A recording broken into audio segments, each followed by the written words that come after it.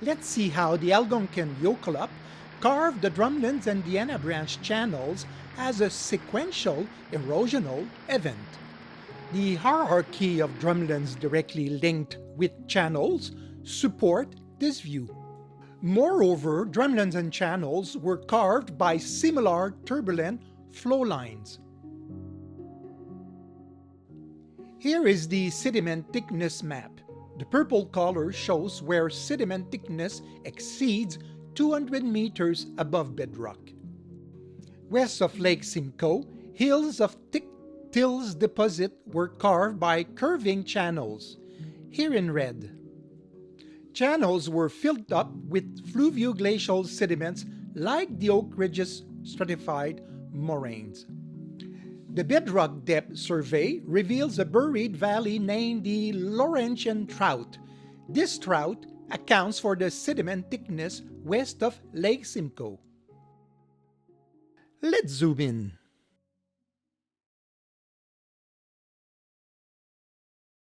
Here the curving channels and Lake Simcoe.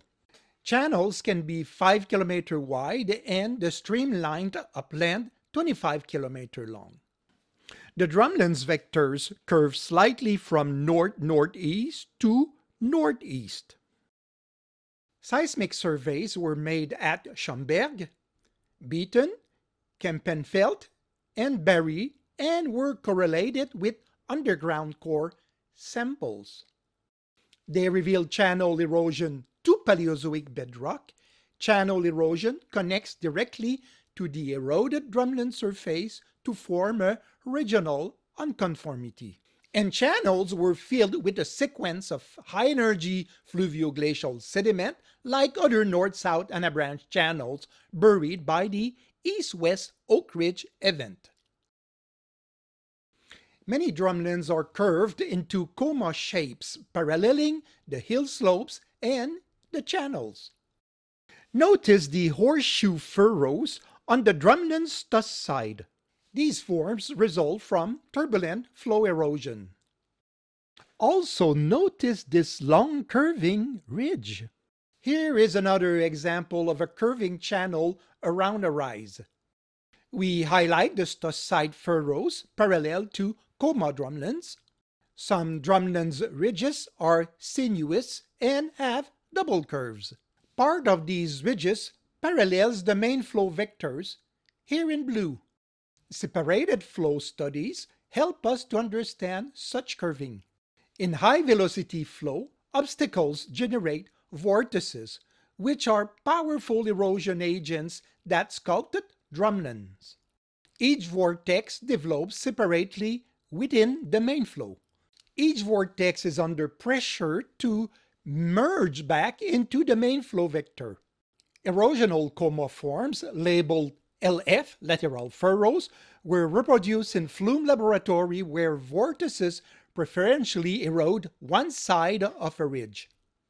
On glaciated bedrock, we observe coma forms develop asymmetrically along the slope of a rock ridge. Drumlins' tusk sides and lee sides are related to specific channels banks. The original flow vectors combined with the channels determine the drumlins' layout and their tusk side bank erosion. Notice how the channel wall mirrors drumlins' shapes on both channel banks. Here the sinuous drumlin outline precisely follows the channel bank outline. Main flow comes from north-northeast. In purple color, we see highlands of drumlins. Notice their sinuous ridges. The lowland is in green color. The intermediate land in orange color forms terrace ramps around the highland. The flow outlines of the channel, the terraces, and the sinuous drumlin ridges are paralleling each other. Here is another example to the right. Here, furrows or secondary scores curve parallel to the main channels as do coma drumlins. This is evidence of sheet flow over uplands collapsing to channel flow.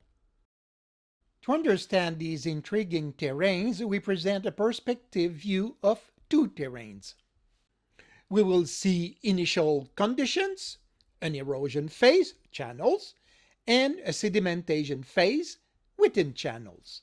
Before the main flow, north-south Algonquin event, the ice sheet had deposited more than 200-meter thick sediment on the Paleozoic bedrock.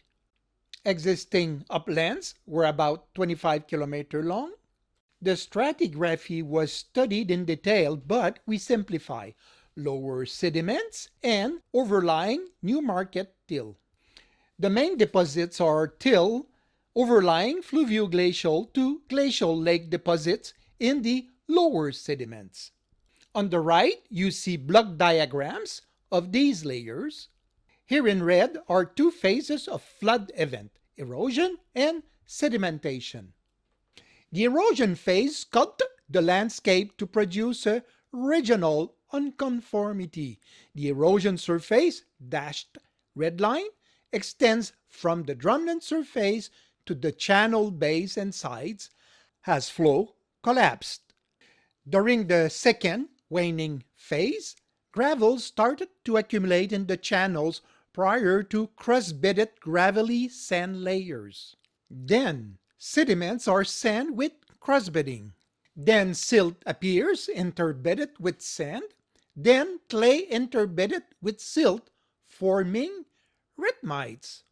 Let's reconstitute the events. The main Algonquin Yokulup started as a sheet flow sculpting drumlins and channels in sequence. The channels reached the Paleozoic bedrock. The flow was so powerful, even boulders and cobbles were carried along the bottom of channels. Channel erosion extended into bedrock. Sheet flow includes a wide series of vector lines. Any obstacle generates separate flow as turbulence and vortices. Elongate vortices conform to the main linear flow vectors, sculpting elongate drumlins. Major obstacles like an upland generate curving separate flows, sculpting coma drumlins and curving channels, marking a chain from a sheet to channel flow. Crescentic stuss-side furrows are coma or symmetrical in shape according to drumlin height. As the water sheet declines, it sculpts a hill into a giant coma with a curving stuss side and a mildly curving lee side. Curving channels border the nest of coma drumlins, and their stuss and lee sides curve in conformity with the drumlin upland. As the sheet flow energy waned, the ice sheet ground on uplands and seals the channel water. As channel flow velocity dropped, sediment load was deposited quickly. Sedimentology studies document the hydrodynamic signature of this powerful Yokulup. For several decades following the main flood event, subglacial channels collect silts, clay, rhythmites. The most common alternative theory proposed that drumlins are eroded by fast-moving ice lubricated by deforming till. This theory cannot explain the coma hills and their coma drumlins and stuss-side furrows. Also, under fast-moving ice sheet, ground would be constantly reworked into diamicton, recycling even any fluvioglacial stratified channels deposit. The geomorphology of the curving terrains west of Lake Simcoe supports well the Yokulup model. We could use other areas with other singularities. We observe remarkable terrains of cascading, nested drumlins interwoven with ancient subglacial channels. These are very distinctive from later erosions. Thanks for watching.